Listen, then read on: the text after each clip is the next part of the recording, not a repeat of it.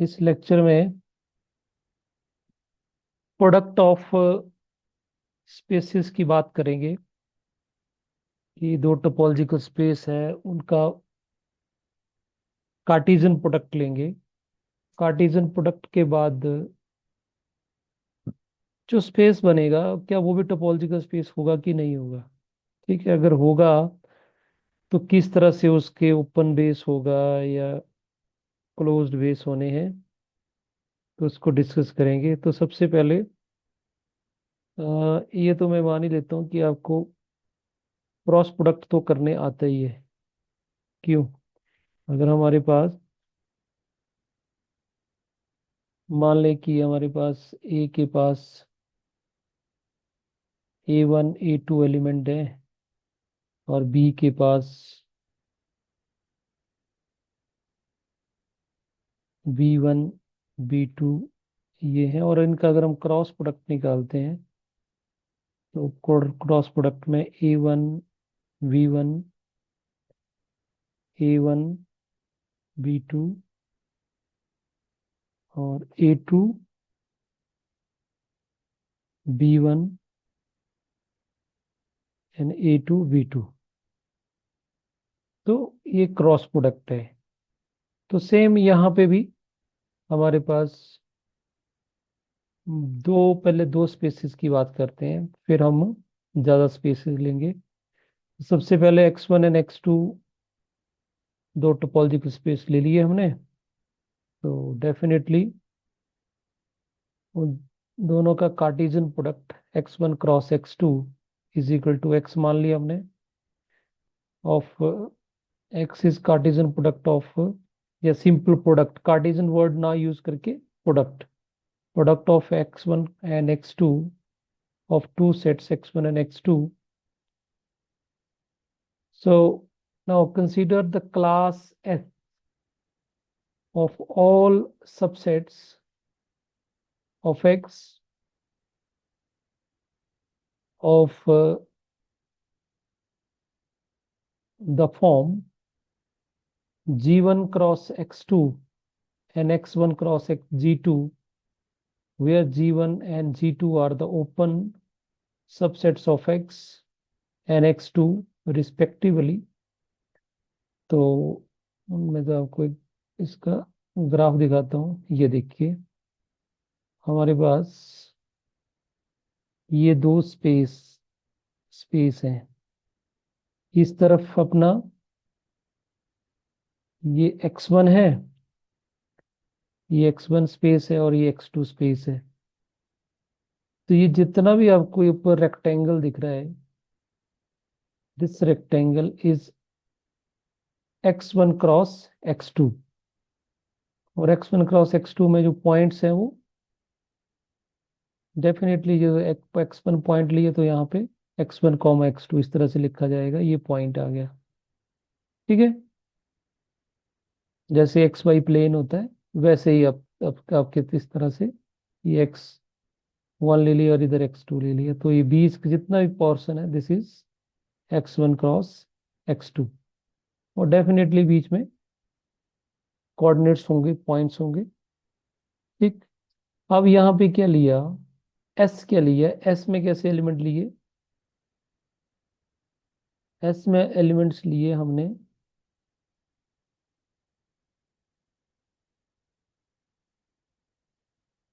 G1 का जो है, G1 हमने इतना सा पोर्शन लिया G1, और लिया कैसा, ओपन लिया।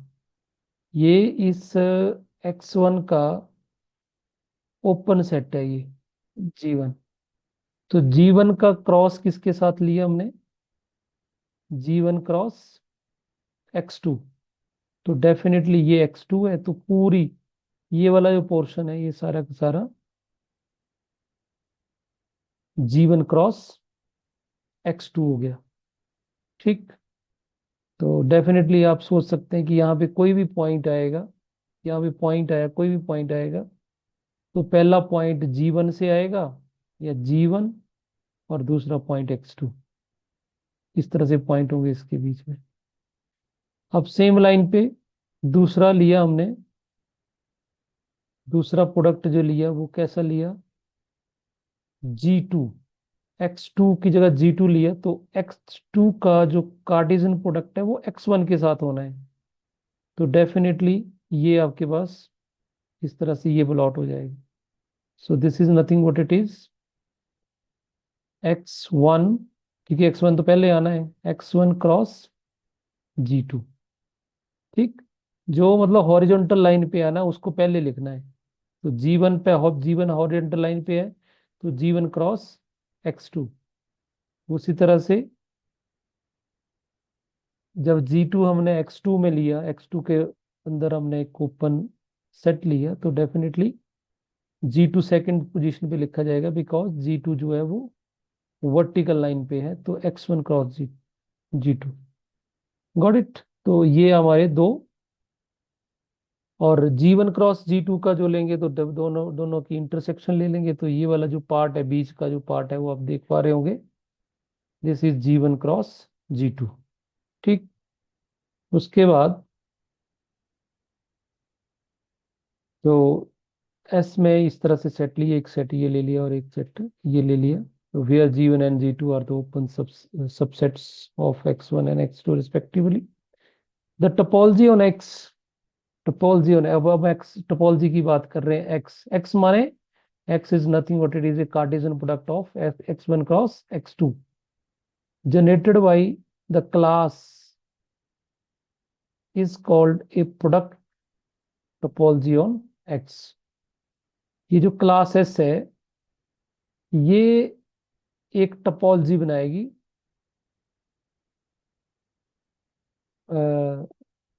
तो डेफिनेटली ये आपका एक जनरेटर हो गया। सो दिस, ये जो G1 क्रॉस X2 और X1 क्रॉस G2, इस तरह के जो सेट्स हैं वो क्या करेंगे, एक टोपोलॉजी जनरेट कर देंगे। तो topology on X is generated by this class is called product topology. तो जो नई टोपोलॉजी बनेगी उसको क्या बोलेंगे, प्रोडक्ट टोपोलॉजी बनेंगे। And therefore product topology has S as a open sub base. और ये जो क्लास है, ये जो क्लास है, इस तरह की क्लास इसके लिए ओपन बेस का काम करेगी। तो डेफिनेटली अगर आप यहाँ से देखें, जैसे G1 ले लिया, तो इसी तरह से यहाँ पे हम G3 ले सकते हैं, G4 ले सकते हैं, और ऐसे ओवरलैप भी कर सकता है। तो इस तरह से जितने मर्जी, तो ऑब्वियस है इस पूरे पूरे रेक्टेंगल के लिए ऐसे ऐसे छोटी छोटी यहाँ पे वर्टिकल लाइंस बनती जाएंगी ऐसे से।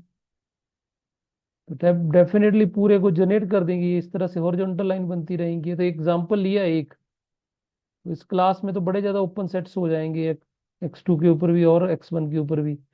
तो डेफिनेटली ये छोटे छोटे जो एक रेक्टेंगल्स जनरेट होंगे इससे, वो एक ओपन बेस का काम करेगा। सो वही यहाँ पे लिखा हुआ है, therefore the product topology has S as a open sub base. The open sub base generated by S,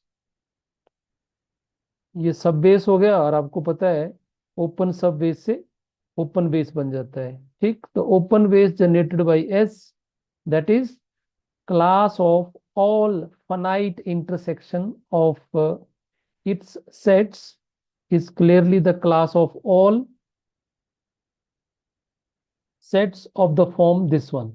तो डेफिनेटली आपको पता है, जब हमने ये पढ़ रखा है, अगर तो आपके अभी याद नहीं है तो आप इसको जरूर देखना कि सब बेस से ओपन बेस कैसे बनता था। ठीक, तो हम क्या करते हैं, सभी का इंटरसेक्शन लेंगे, फाइनाइट इंटरसेक्शन लेंगे, तो उससे जो सेट्स बनेंगे, the class of all finite intersection of its sets is clearly class of all sets of the form this। तो डेफिनेटली ये ये वाली लाइन जो, ये वाला जो है और ये वाला जो है, वो इस तरह के स्ट्रिप्स क्या करेंगी, ओपन सब बेस का काम कर रहे हैं। तो दोनों का इंटरसेक्शन लेंगे, तो इंटरसेक्शन में ये वाला पार्ट आएगा। So that is nothing what it is G1 cross G2। तो ये तो एक छोटा सा एक स्क्वायर बना, स्क्वायर बोल लो या रेक्टेंगल बोल लो, इस तरह से तो इस तरह के छोटे छोटे रेक्टेंगल्स और जगह बनते जाएंगे पूरा, क्योंकि पूरे को जनरेट करना तो ऐसा थोड़ी कि कुछ एलिमेंट छूट जाएंगे। तो यू कैन थिंक कि लाइक दिस, ऑल छोटे छोटे छोटे ये, यहां से हम अलग अलग इंटरवल लेते चलेंगे और अपनी सब बेस बनता जाएगा, और उन सब बेस का जब हम इंटरसेक्शन लेंगे तो इस तरह से छोटे छोटे रेक्टेंगल्स बनेंगे, और वो रेक्टेंगल जो है पूरी x1 क्रॉस x2 के लिए ओपन बेस का काम करेंगे। यस, ये क्लियर है बात?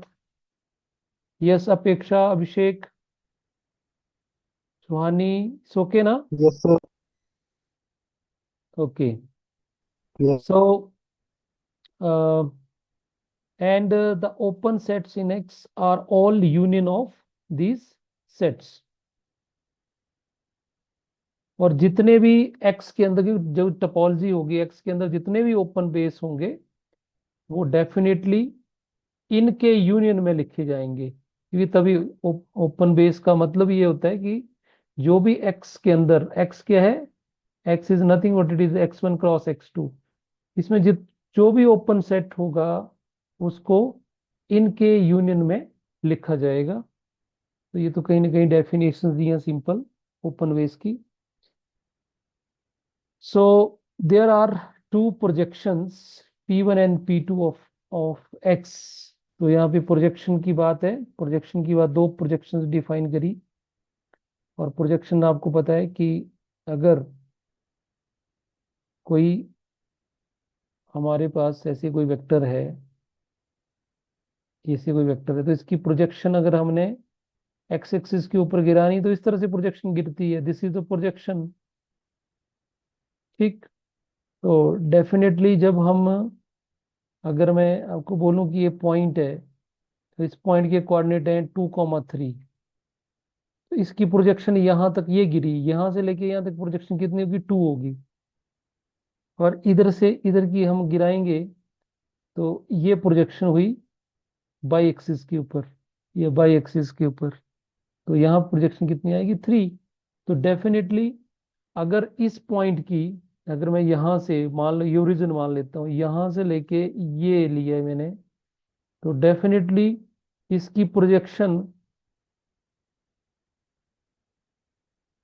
x1 के ऊपर ये बनेगी x1, और उसी तरह से इसकी प्रोजेक्शन अगर इधर गिराएंगे हम y2 इसके ऊपर, x2 के ऊपर, कैपिटल x2 के ऊपर, तो ये आएगी प्रोजेक्शन इसकी, इस पॉइंट की।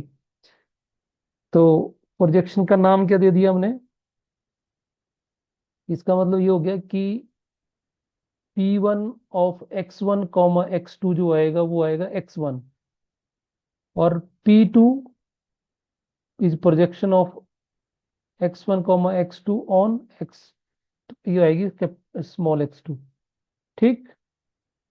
So that like there are two projections P1 and P2 of capital X onto its coordinate spaces x1 and x2, and by definition they carry a typical point element x1 comma x2 of x2, x1 and x2 respectively। ये clear हो गया? आप इसको that is करके ये भी लिख सकते हैं, इसको अगर लैंग्वेज में समझ नहीं आ रहा है तो it mean that projection of P1 this is equal to x1, and projection P2 on capital X2 is x2। Clear? We note that S is precisely the class of all inverse images in X of all open subsets of x1 and x2 under these projections। तो बोलने का मतलब है कि students की, जैसे हमने कोई पॉइंट लिया,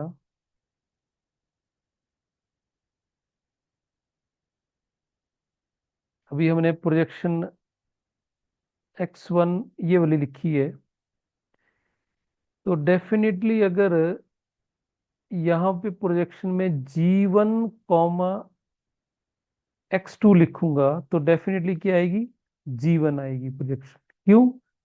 क्योंकि P1 प्रोजेक्शन जो है वो फर्स्ट कोऑर्डिनेट पे ऑपरेट होगी, तो G1 है तो यह G1 आएगा। उसी तरह से अगर हम P2 की बात करेंगे तो P2 X1 कॉमा G2 पे लगेगी, तो दैट विल बी G2।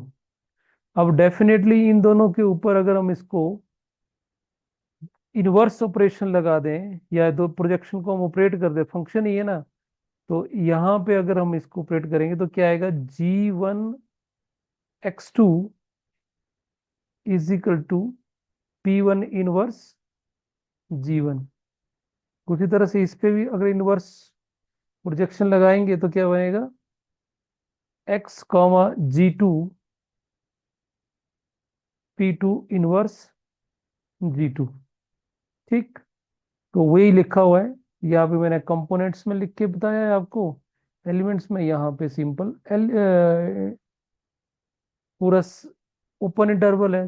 तो यहाँ पे जैसे G1 कॉमा X2 है, तो यहाँ पे open set G1 cross X2 is equal to inverse projection P1 of G1 and X1 cross X2 is equal to this. तो वही यहाँ पे अगर इसको पढ़ोगे तो क्या लिखा है कि S is the class of all inverse images. ये है ना जी, एस में कैसे एलिमेंट है, एस में तो G1 क्रॉस X2 है, और X1 क्रॉस G2 टाइप है, इस तरह के एलिमेंट है इसमें। ठीक, तो अब ये इसको किसकी फॉर्म में लिख रहे हैं हम, इसको किसके बराबर लिख रहे हैं हम, P1 इनवर्स G1, और इसको किसकी फॉर्म में लिख रहे हैं, P2 इनवर्स G2। तो वही लिखा है इसने, the class of all, S is nothing but is a class of all inverse images in X of all the open subsets of X1 and X2 under these projections। तो ये clear हो गया। ठीक, इसका मतलब S जो पहले हमने बनाया था उसको अब हम projection of G1 and projection of G2 की फॉर्म में लिख सकते हैं। तो G1 G2 था क्या, बेसिकली G1 ये ओपन इंटरवल था X1 का, और G2 जो था वो ओपन इंटरवल था या ओपन सेट था X2 का। Thus the product topology is a topology on product with respect to which both projections are continuous mapping and is the weakest such topology। तो क्लियर हो गया स्टूडेंट कि ये बोलता है ये जो प्रोजेक्शन है कॉन्टिन्यूस होंगी, और आपको पता है कि G1 G2 हमने X के ऊपर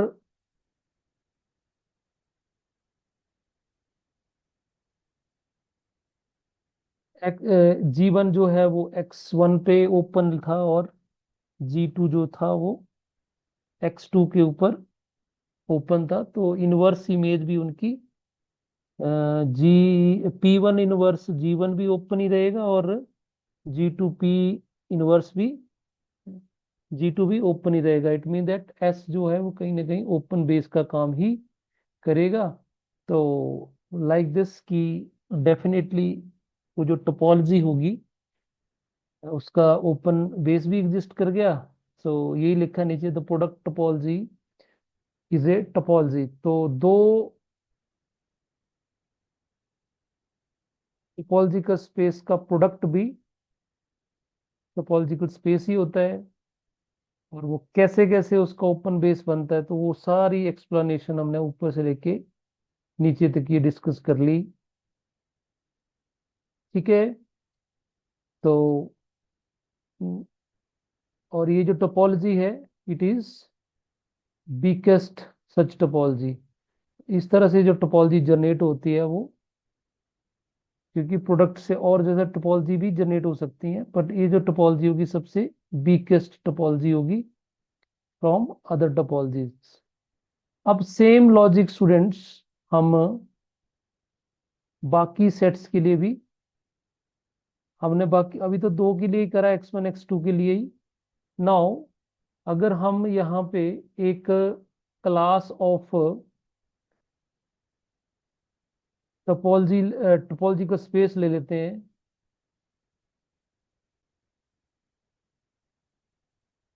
मतलब X I with any non empty class of topological spaces है, तो डेफिनेटली अब दो की बजाय हमने बहुत ज्यादा स्पेसिस ले लिए।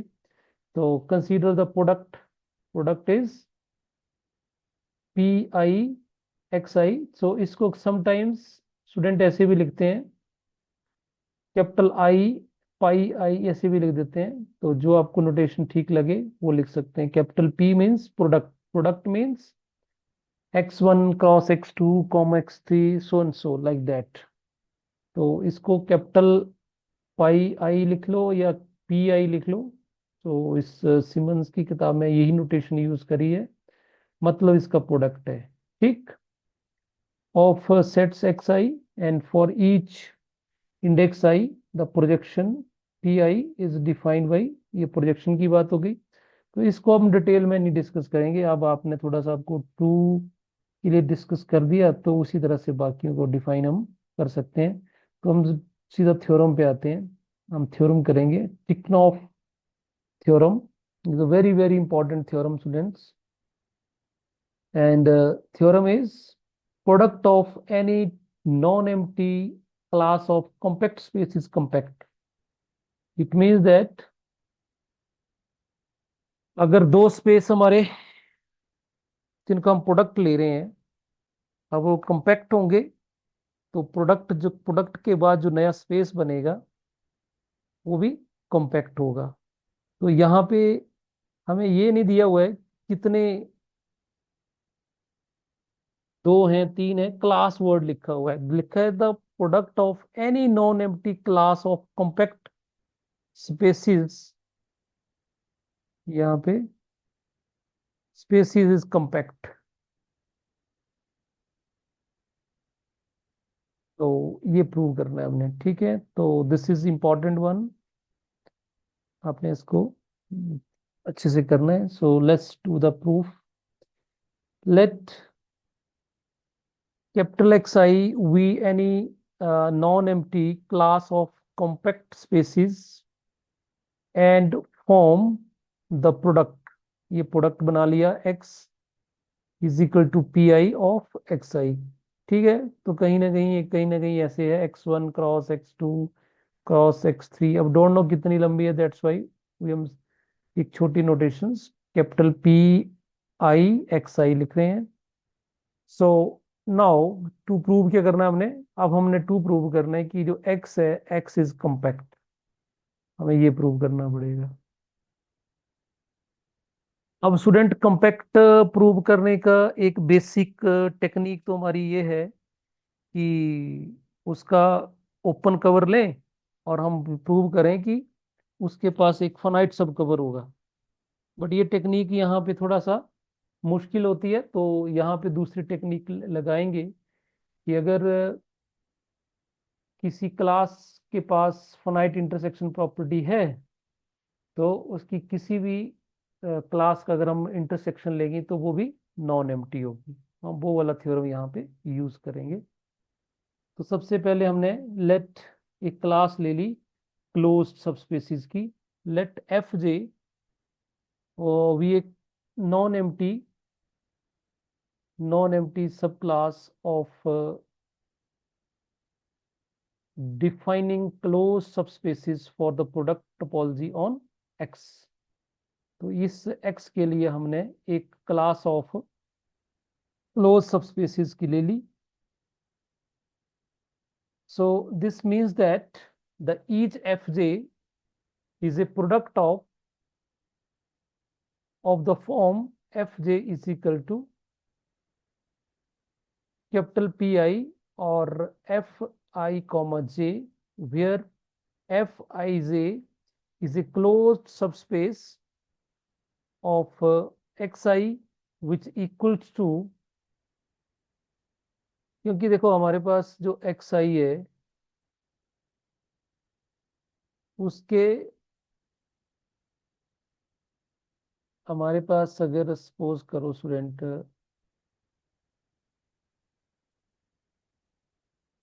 दो एलिमेंट्स के लिए लेते हैं, हमारे पास x1 क्रॉम x2 है ना।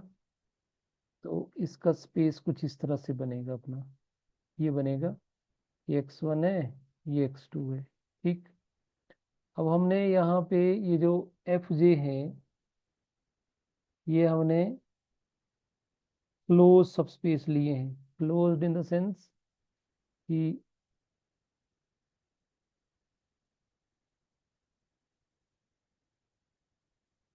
एक ये ले लिया हमने, और एक अगर हम ये ले रहे हैं पार्ट, तो ये वाला जो पार्ट है, ये वाला पार्ट, इस तरह से जो पार्ट बनेंगे दैट विल बी क्लोज्ड। ठीक है। बाउंड्री इंक्लूडेड होगी तो क्लोज्ड होगा, और वो बाउंड्री इंक्लूडेड नहीं तो ओपन बोलते हैं उसको, सिंपल सी बात। तो डेफिनेटली जो ये जो आपकी क्लास बनेगी, तो एफ जे कैसे बनेगा स्टूडेंट, जैसे अगर एफ जे ये छोटा सा रेक्टेंगल बना है तो कैसे बना, ये प्रोडक्ट हुआ इसका किस किस का, देखो एक आपका x1 इधर से आया, एक आपके पास इधर आया, तो दोनों का जो क्रॉस प्रोडक्ट बनेगा that will be this, that will be F J. F J कैसे बनेगा, ये जो F I comma J is a close subset of X I. क्यों? क्योंकि यहाँ पे ये अपना हो जाएगा, यू कैन से F1 हो गया, और इधर से F2 हो गया। इन दोनों का जो क्रॉस प्रोडक्ट बनेगा तो इसका नाम हो जाएगा F12, F12 इसका नाम दिया F12। इस तरह से ये, अब एक तो होंगे नहीं क्योंकि यहाँ पे आपकी कैंसर न्यूट्रिशन है, तो इस तरह से बड़ी ज्यादा क्लास है, तो बड़े ज्यादा छोटे छोटे क्लोज्ड बॉक्स बनेंगे, या यू कैन से क्लोज सब स्पेस बनेंगे। और उसकी फॉर्मेशन कैसी होगी तो उसको आपको थोड़ा सा मैंने ग्राफिकली समझा दिया। Now we assume that the class F J has non नहीं हैज फाइनाइट इंटरसेक्शन प्रॉपर्टी। ठीक। तो अब हमें प्रूव करना है कि कोई भी अगर इंटरसेक्शन लेंगे हम इसकी, तो वो भी नॉन एम्प्टी ही होनी चाहिए। ठीक। अगर इसके पास फाइनाइट इंटरसेक्शन प्रॉपर्टी है, और फाइनाइट इंटरसेक्शन प्रॉपर्टी की हमने डिटेल में पहले प्रूव कर लिया कि कोई भी इसमें से फाइनाइट क्लास लेंगे और उसका इंटरसेक्शन लेंगे तो वो नॉन एम्प्टी होगी, तो उसको फाइनाइट इंटरसेक्शन प्रॉपर्टी बोलते हैं। तो डेफिनेटली ये भी नॉन एम्प्टी होना चाहिए, कोई आर्बिट्रेरी क्लास का इंटरसेक्शन भी नॉन एम्प्टी होना चाहिए। अगर ऐसा होता है तो ये जो एक्स है, जो प्रोडक्ट ऑफ टोपोलॉजिकल स्पेसीज है, वो भी कॉम्पैक्ट हो जाएगा बिकॉज ऑफ दिस थ्योरम। ये देखो इसमें लिखा है कि इफ, ये वाला, इफ एवरी क्लास ऑफ सब basic close sets with the finite intersection property has non-empty intersection, तो हमें अगर ये प्रूव कर दिया तो definitely topological space is compact. That's why हमें प्रूव करना पड़ेगा intersection, arbitrary intersection over J, F J is non empty. तो देखो कैसे प्रूव करते हैं इसको। So for a given fixed I, हमने आई को फिक्स कर दिया,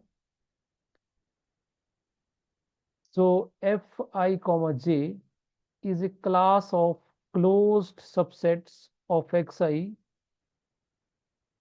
with finite intersection property। क्योंकि देखो अगर हमने i को फिक्स किया तो ये अपना, ये xi है, और अपना मान लो ये xj से चल रहा है ना। तो i को फिक्स कर दिया, तो जो अपने इसकी वैल्यू फिक्स कर दिया हमने, 1 डाल दिया या 2 डाल दिया, फिक्स कर दिया, तो j आपका वेरी करेगा, है ना। तो ये जो होगा is a class of close subsets of X I, ठीक, with the finite intersection property.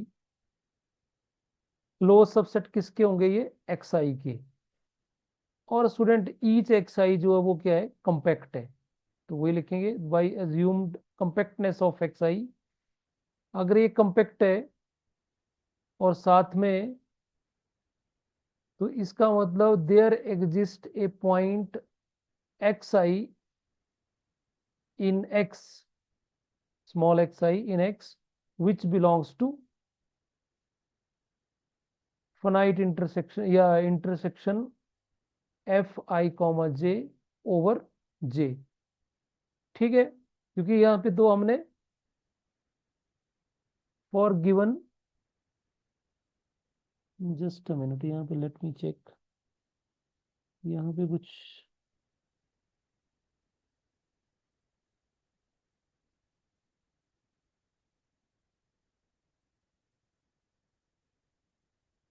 ठीक है। तो एक्स आपका कॉम्पैक्ट है, so there exist a point X I होगा जो एक्स के अंदर होगा और साथ में वो इसके अंदर भी होगा। क्यों? अगर इसके अंदर नहीं हुआ तो फिर फाइनाइट इंटरसेक्शन प्रॉपर्टी होल्ड नहीं करेगी, क्योंकि हमने ऊपर एज्यूम करा है कि इसके पास क्या है? फाइनाइट इंटरसेक्शन प्रॉपर्टी है एफ जे के पास, और एफ जे कहीं ना कहीं इसकी फॉर्म में लिखा गया है। ठीक, तो इसका मतलब इसके पास फाइनाइट इंटरसेक्शन प्रॉपर्टी, तो एक कंपैक्टनेस की वजह से इसके पास एक एलिमेंट यहाँ से हमें मिलेगा X, X I in X से, जो इसको बिलोंग करेगा। So if we do this for each I, तो जो एक आई के लिए किया बाकी सभी आई के लिए हम करेंगे। पहले एक के लिए लिया, दूसरे के लिए लिया, तो उसी तरह से क्या होगा? हर बार हमें एक पॉइंट मिलता जाएगा हर आई के लिए, और वो उसको हम x मानेंगे, and that x is in x, and which belongs to this, that is that x belongs to fj। ठीक, तो इसमें ये पॉइंट आ गया, it mean that it is non empty, fj is not equal to 5। तो यही prove करना था। तो आई होप आप अंडरस्टैंड किया होगा आपने ये। तो थोड़ा सा इसमें एक तो चीज़ आपने, ये जो अपनी थ्योरम है जो हमने डिस्कस भी की थी, तो इसको आपने रखना, इसका यूज करना है। बाकी इसको थोड़ा सा इंटरप्रेट करना जो है, थोड़ा सा ग्राफिकली हम ज़्यादा कर सकते हैं कि कैसे ये ओपन सेट्स या क्लोज सेट्स लेने हैं। तो that's all for today's lecture.